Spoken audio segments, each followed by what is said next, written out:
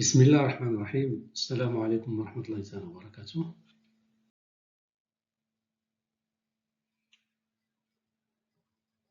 Voici la correction de l'exercice 2 de la série numéro 1 sur le chapitre concept de base des algorithmes. L'énoncé de l'exercice: proposer des algorithmes pour calculer la somme de k égale à 1 jusqu'à n de k carré qui soit de complexité respective grand θ1, grand θn et grand θn3 en opération arithmétique. Deuxième question: proposer un algorithme qui permet de calculer la somme 1 sur 0 factoriel plus 1 sur 1 factoriel plus 1 sur 2 factoriel plus etc. jusqu'à 1 sur n factoriel en temps linéaire.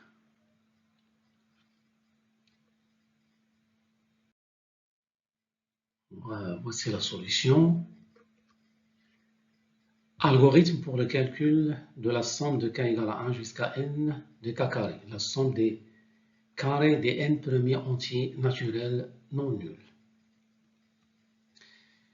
Algorithme en grand θ1, c'est-à-dire qu'on doit chercher un algorithme qui utilise un nombre d'étapes de calcul des opérations arithmétiques constant.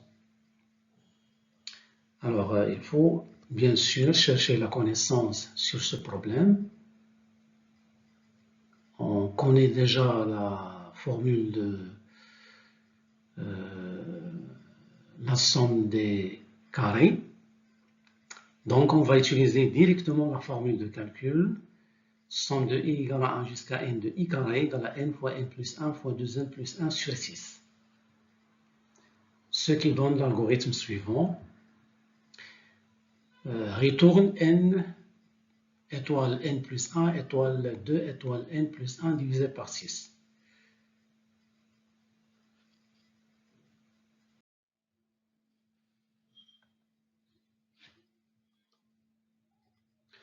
Justification de la complexité. Bon, ici, il y a deux additions plus 3 multiplications. 1, 2, 3 et une division. Ce qui va donner un temps t de n égale, en quel que soit n, égale 2 plus 3 plus 1, ça fait 6. Et 6 est un grand θ de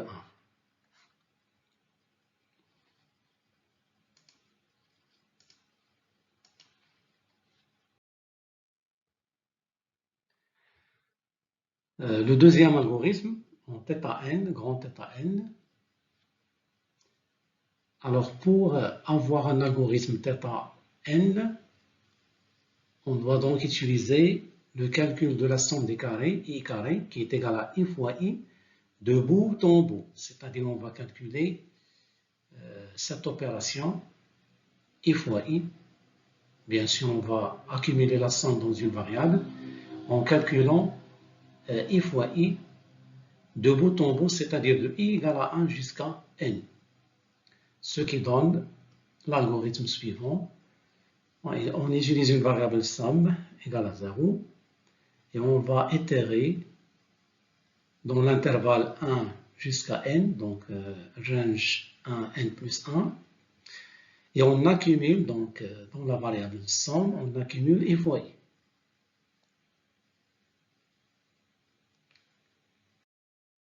Alors la justification de cette complexité, bien sûr, nous avons ici l'opération fondamentale se trouve dans cette boucle, à savoir l'addition et la multiplication. Le corps de la boucle contient deux opérations fondamentales, donc deux, c'est-à-dire une addition et une multiplication. Maintenant, le nombre d'itérations, c'est n, et donc on aura n fois 2, t de n égale à 2 fois n qui est égal à grand θ de n.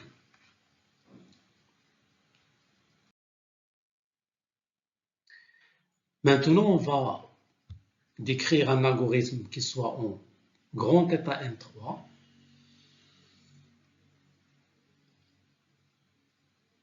Alors, il est simple de voir que pour avoir cet algorithme, il faut calculer la somme des carrés, i carré, de cette manière, c'est-à-dire i carré, c'est 1 plus 1 plus 1, i carré fois. Donc, on va utiliser une boucle sur i, à l'intérieur de laquelle on va utiliser une autre boucle pour calculer 1 plus 1 plus 1, i au carré fois. Bon, c'est la méthode qu'on fait pour calculer les valeurs en maternelle, par exemple. Donc, en arabe, hisab al-khushibat, entre parenthèses. Alors, voici l'algorithme. On initialise une variable de somme à 0. Puis, on va itérer sur i, pour i allant de 1 jusqu'à n. Pour calculer quoi? Pour calculer i carré de cette façon. Donc, qu'est-ce qu'on va faire? On va faire une boucle J. Donc, on peut calculer ici, pour J allant de 1 jusqu'à i carré plus 1, on va sommer, c'est-à-dire on va accumuler les 1 dans la somme. Donc, cette itération, la plus interne, il permet de calculer i carré. Et lorsqu'on fait pour i allant de 1 jusqu'à n, c'est-à-dire on calcule la somme de i allant de 1 jusqu'à n de i carré.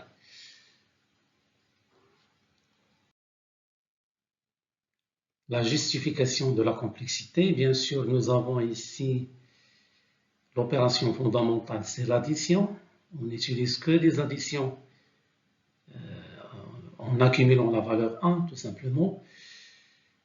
Alors ici, il faut calculer la complexité de cette boucle. Il s'agit d'une boucle imbriquée, donc on commence par la boucle la plus interne. Dans la boucle la plus interne, il y a dans le corps une seule opération fondamentale, le nombre d'itérations qui ne dépend pas de l'incrément de l'itération ou la variable j, et qui se répète i carré fois. Donc nous aurons 1 fois i carré qui est égal à i carré.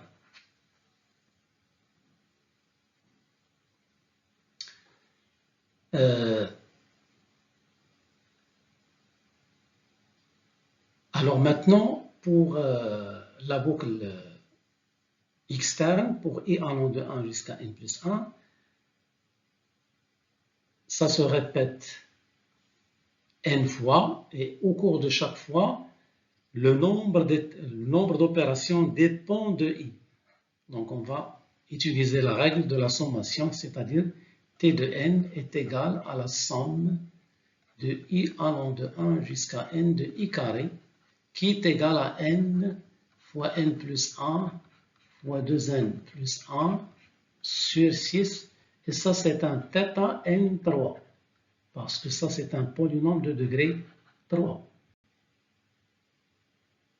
Voilà donc la justification de la complexité.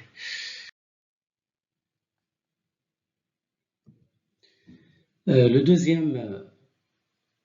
deuxième question, écrire un algorithme pour calculer 1 sur 0 factoriel plus 1 sur 1 factoriel, etc., plus 1 sur n factoriel en temps linéaire. Bon, bien sûr, on va utiliser un algorithme itératif qui va calculer dans une variable somme ces valeurs, c'est-à-dire 1 sur i factoriel pour i allant de 1, ou bien pour i allant de 0 jusqu'à n. Alors, on va donc, il faut pouvoir calculer la factorielle de bout en bout. Et donc, on va utiliser une autre variable dans laquelle on va calculer la factorielle. Et on va cumuler dans la somme l'inverse de cette factorielle. Ce qui donne l'algorithme suivant. Donc, on va utiliser deux variables sum et f. Sum, il est initialisé à 1.0 et f, il est initialisé à 1. Pourquoi j'initialise sum à 1.0? Pour ne pas tomber dans une division par 0. Donc, si on a n égale à 0, la somme égale à 1, la boucle for ne sera pas exécutée et elle va retourner la valeur somme qui est égale à 1, ce qui est le résultat. Alors, lorsque n est différent de 0, bien sûr, on va calculer la somme de 1 sur 0 factoriel jusqu'à 1 sur n factoriel. Alors, la boucle utilise une variable i, un compteur, qui va aller de 1 jusqu'à n. Bon, au départ, on calcule f fois i. À l'itération i, on calcule f fois i, ce qui donne f i est égal à i factoriel. On peut montrer ça comme un variant de boucle. Et la somme, on cumule dans la somme 1 sur f, c'est-à-dire que la somme SI va définir tout simplement la somme suivante, la somme de j égale à 0 jusqu'à i de 1 sur j factoriel. On peut démontrer ça, quel que soit i supérieur ou égal à 0.